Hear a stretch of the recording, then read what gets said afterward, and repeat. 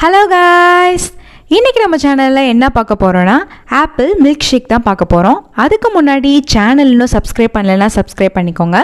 வாங்க வீடியோக்குள்ளே போகலாம். ஃபஸ்ட்டு உங்களுக்கு தேவையான ஆப்பிள்ஸ் எடுத்து வச்சுக்கோங்க.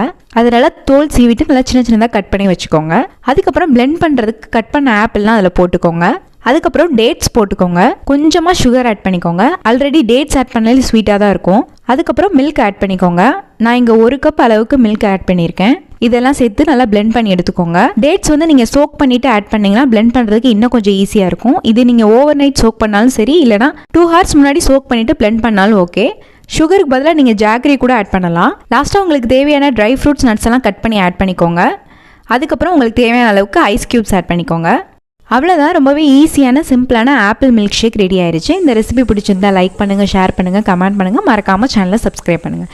இன்னொரு வீடியோவில் பார்க்குறேன். பாய்.